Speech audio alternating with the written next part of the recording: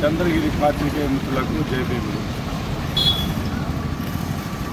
August 1వ తేదీ 6 జడ్జిలతో కలిపిన వర్గీకరణ సంబంధించిన ఒక తీర్పును మనం ఒకసారి పరిశీలిస్తే ఆ తీర్పు భారతదేశంలో ఉన్నటువంటి అంబేద్కర్ గారి యొక్క ఆలోచనతో పనిచేస్తున్నటువంటి ప్రజా సంఘాలు, మేధావర్గాలు, ఇతర ఆలోచనాపరులైనటువంటి అన్ని వర్గాల ప్రజలు కూడా వాదన వ్యక్తం చేశారు. ఏదైతే ఒక సమూహాలుగా ఈ భారతదేశంలో ఉన్నటువంటి దళితులను వెనకబడిన వారు, అభివృద్ధి చెందినవారు, చదువుకున్నవారు, చదువు లేనివారు,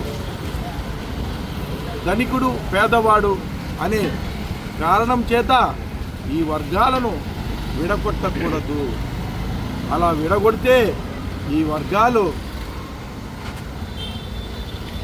విడిపోయి చిన్న చిన్న సమూహాలుగా ఏర్పడి సామాజిక భద్రత లేని ఈ సమూహాలు ప్రజాస్వామ్య వ్యవస్థలో కనుమరుగైపోతారు. కాబట్టి వీళ్ళని విడగొట్టకూడదని బాబాసాహెబ్ అంబేద్కర్ గారు సైమన్ కమిషన్ రిపోర్ట్ దగ్గర నుండి రౌండ్ టేబుల్ కాన్ఫరెన్స్లో అయితేనేమి 1935 రెండవ చట్టాలు ఈ భారతదేశానికి ఏర్పాటు చేసే దానికి మునుపు ఏర్పడినటువంటి ఫ్రాంచైజ్ కమిటీలో కూడా ఆయన మెమరాండంలో చాలా స్పష్టంగా చెప్పడం జరిగింది. కానీ ఈరోజు ఈ పాలకులు అంబేద్కర్ గారి యొక్క ఆలోచనతో ఈ దేశ ప్రజాస్వామ్యాన్ని ముందుకు నడిపించాల్సిన ఈ పాలకులు అందుకు విరుద్ధంగా వర్గీకరణ అంశాన్ని ముందుకు తెచ్చి ఈ యొక్క దళిత గిరిజన వర్గాల్లోనే అన్నదమ్ములుగా ఉన్నటువంటి ఈ వర్గాలను విడగొట్టే ప్రయత్నం చేస్తూ ఉన్నారు. ఇది నిజంగా ఎంత దుర్మార్గం.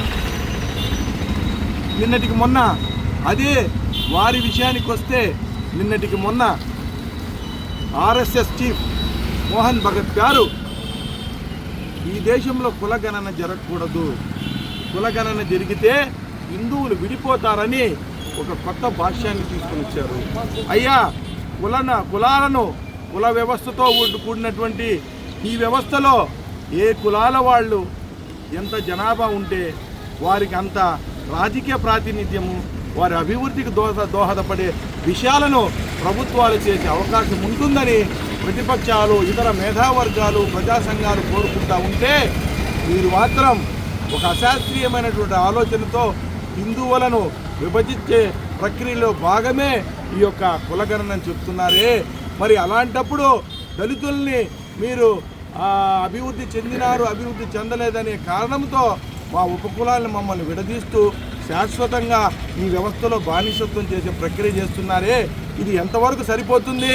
మీ మానసపుత్రుడైనటువంటి మోడీ గారు ఈరోజు కోర్టుల ద్వారా వారి యొక్క వర్గీకరణ ఆలోచనను కోర్టుల ద్వారా చెప్పించారని ఈరోజు దేశంలో ఉన్నటువంటి మెజారిటీ దళిత ప్రజలు ఆలోచిస్తూ ఉన్నారు.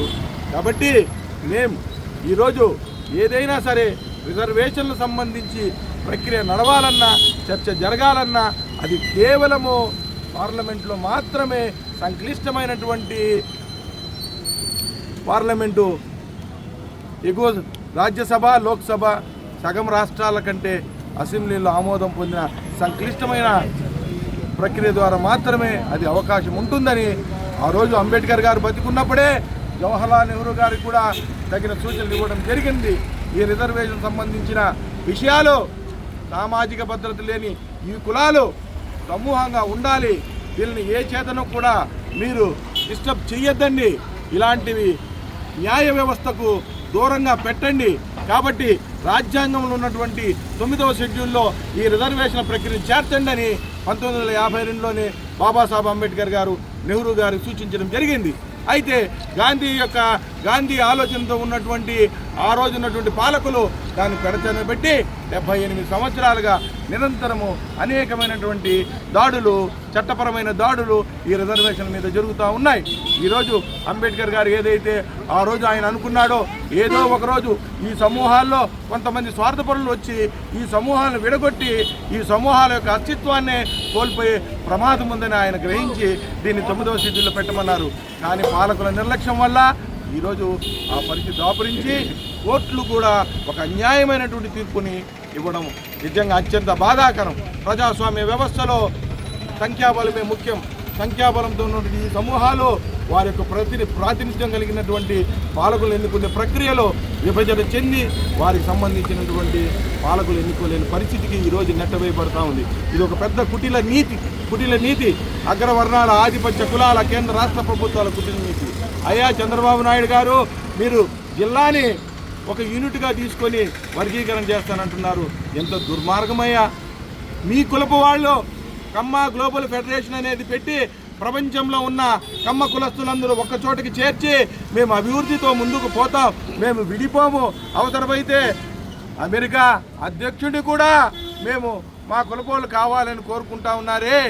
మరి మేము మాత్రం మమ్మల్ని విడదీయడానికి అంత ముందుగా మీరు అంత అతి ఉత్సాహం ప్రదర్శిస్తూ ఉన్నారు. మీరు మీ యొక్క అనుచరుడైనటువంటి ప్రస్తుత తెలంగాణ ముఖ్యమంత్రి రేవంత్ రెడ్డి, దీన్ని మేము ప్రతిఘటిస్తాం. అయ్యా మీరందరూ కూడా మమ్మల్ని విడదీసి రాజ్యాధికారం వైపే మమ్మల్ని ఆలోచింప చేయకుండా మా ప్రజలను నిరంతరము బానిసత్వ ధోరణిలోనే ఆలోచించలేని ధోరణిలోనే పెడితే మాత్రం మేము ఖచ్చితంగా ప్రతిఘటిస్తాం. రాబోయే రోజుల్లో వర్గీకరణ మీద పెద్ద ఎత్తున మహా ఉద్యమానికి నాంది పలుకుతామని ఇక్కడి నుండి మేము హెచ్చరిస్తున్నాం. ఈ పాలకుల్ని, మోడీని అయితేనేమి, ఇటు రాష్ట్ర ముఖ్యమంత్రి చంద్రబాబు గారిని అయితేనేమి, అటు తెలంగాణ ముఖ్యమంత్రి రేవంత్ రెడ్డి గారిని అయితేనేమి, మీరు మానుకోండి. మా యొక్క కులాల మధ్య చిచ్చు పెట్టొద్దండి.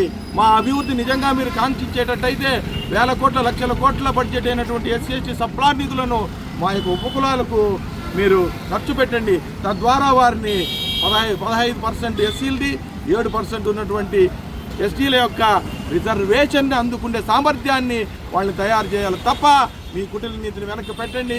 అదేవిధంగా ఈరోజు 30% ఉన్నాము ఎస్సీ ఎస్టీలము, మా రిజర్వేషన్ శాతం పెంచండి. రిజర్వేషన్ పెంచాలని ఇక్కడ డిమాండ్ చేస్తున్నాం. ఈ వర్గీకరణని మీరు ఈ రోజుతో దీనికి స్వస్తి పలకకపోతే రాబోయే రోజుల్లో మీకు భంగం తప్పదని హెచ్చరిస్తున్నాం. జై భీమ్.